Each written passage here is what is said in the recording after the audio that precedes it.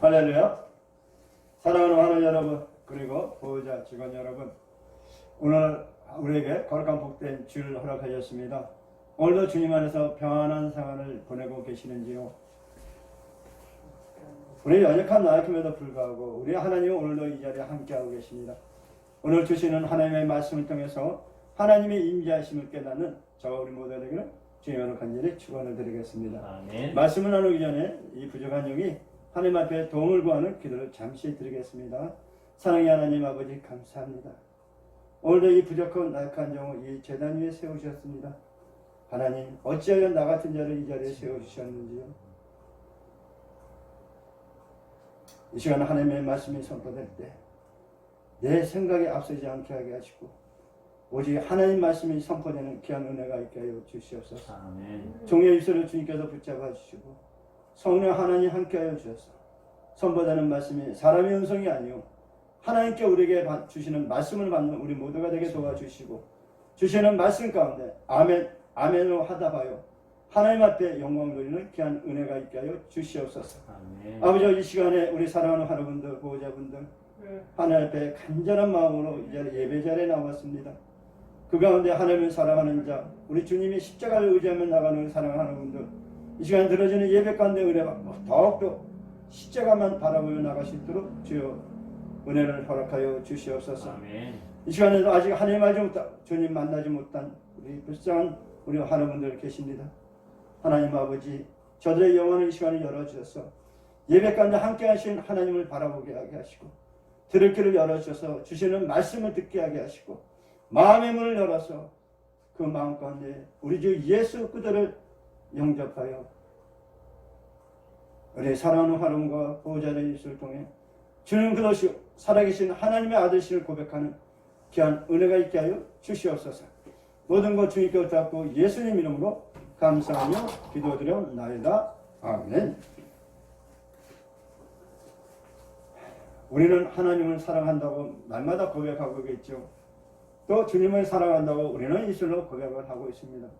그런데 우리의 삶은 과연 하나님의 자녀로서의 삶을 살아가고 있는가? 오늘 이 시간 말씀을 통해서 우리 자신을 한번 돌아보는 귀한 시간 됐으면 감사하겠습니다. 사랑하는 하나님 여러분, 오늘 우리에게 주신 말씀은 우리들이 이 세상에 살아가면서 하나님의 자녀로서 어떤 자세를 취하며 살아가야 할 것인가를 교훈해 주고 있습니다. 오늘 우리에게 주신 본문 말씀 로마서 15장 2절에 뭐라고 기록되어 있죠? 제가 다시 한번 봉독해 드리겠습니다. 우리 각 사람이 이웃을 기쁘게 하되 선을 이루고 덕을 세우리라고 말씀하고 있습니다. 서세술이는 세상을 원만하게 살아가는 수단과 방법을 가르친다고 말할 수가 있겠죠.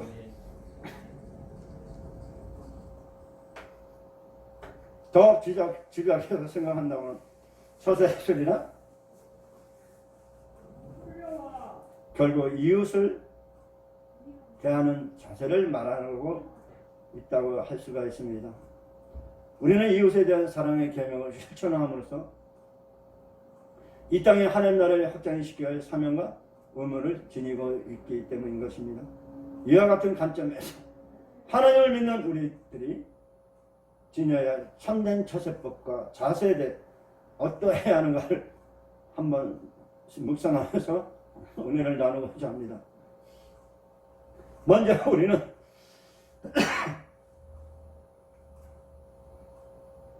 하나님의 자녀로서의 자세를 지녀야 하는 것입니다.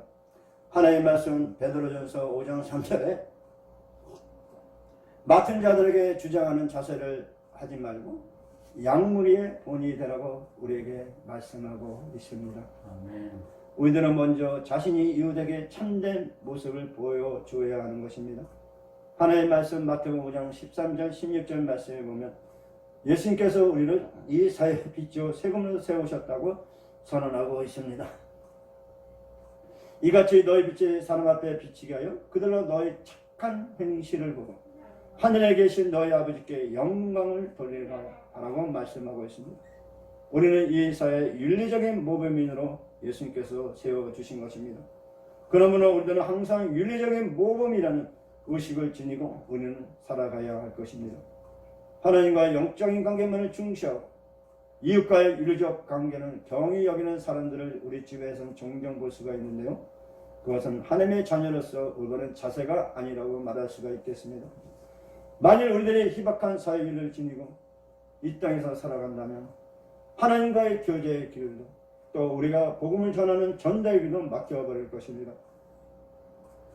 하나님을 잘 섬기는 사람들은 오히려 사회윤리성도 뛰어나게 마련이죠.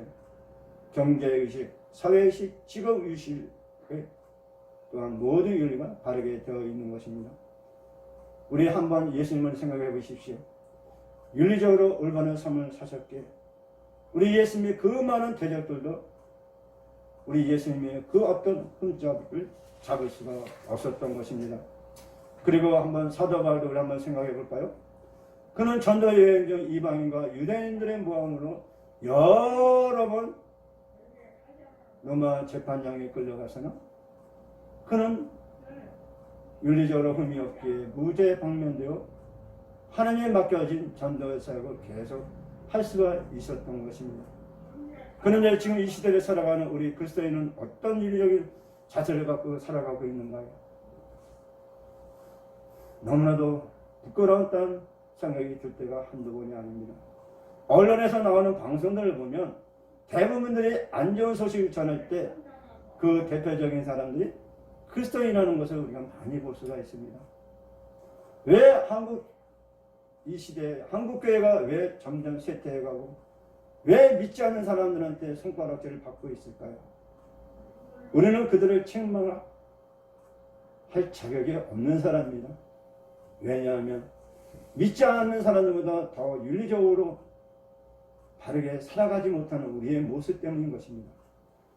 우리가 진정으로 하나님의 자녀라면 윤리적으로 바른 자세를 갖고 살아가야 믿지 않는 자들이 역시 하나님을 믿는 사람은 다르구나, 역시 예수님을 믿는 사람은 다르구나 하고 우러러 보게 될 것입니다.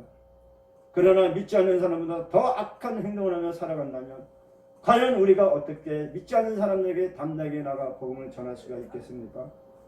그리고 어찌하여 우리 예수님 앞에 빛과 소금의 역할을 감당할 수 있다고 우리가 할 수가 있겠습니까? 사랑하는 환우 여러분, 그리고 보호자 직원 여러분, 이처럼 악하고 불의한 사회에 우리가 어떻게 빛과 소금의 역할을 할 수가 있겠습니까? 복음을 전한다고 그것만은 부족한 것입니다. 먼저 이웃에게 윤리적으로 올바른 사람이라는 인정을 받아야만이 우리가 나가서 담대하게 예수 그리스도를 전할 수가 있는 것입니다. 그러므로 우리들이 각기 맡은 분야에서 올바른 윤리의식을 가지고 우리는 행동해야만 하나님과 이웃으로부터 참된 이웃, 참된 그리스도인으로 인정받게 될 것입니다. 우리 주변에는 하나님을 교환하는 사람들보다 그렇지 않은 사람들이 더 많은 것을 우리가 알 수가 있습니다. 내 가족, 내 친지, 내 직장들, 동료들 가운데도 아직 하나님 모르고 주님 만나지 못하는 사람들이 많이 있습니다. 그렇다고 해서 그 사람들을 배척하며 우리는 살아가면 안 되는 것입니다.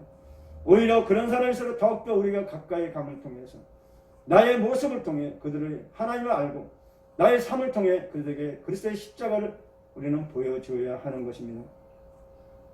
그러므로 무슨 일이든지 나는 하나님을 섬기는 사람이라는 의식을 가지고 그들을 대해야 한다는 것이죠.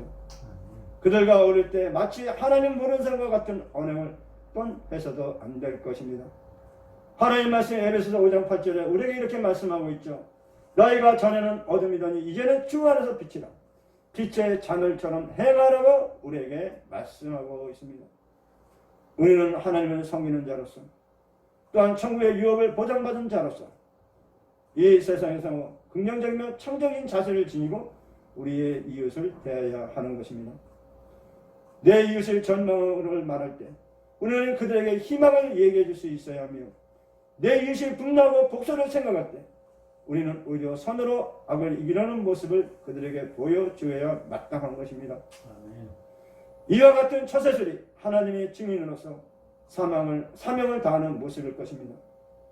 우리가 이와 같은 자세로 우리 하나님께서 보내주신 사랑하는 환원과 보호자분들을 섬길 때 우리가 전하는 몇 마디 말보다 더 구체적이며 효과적으로 하나님의 형상과 그분의 진리를 보게 되며 하나님 앞에 돌아오는 분들이 많게 마음으로 성경을 죽게 하듯 하고 사람들에게 하지 말라. 이웃을 대해야 돼? 어떻게 대하라고요? 주님께 봉사하듯 대하라고 우리에게 말씀하고 있습니다. 이 말씀의 의미는 무엇일까요? 바로 우리 사랑하는 환우분들을 대할 때 예수님처럼 두려운 마음, 조심스러운 마음으로 대하라는 것입니다. 아멘. 또 진실한 심정으로 대하라는 말씀인 것입니다. 이웃에 대한 두려움과 진실함은 모든 처세의 근간이 되는 요소라고 할 수가 있습니다.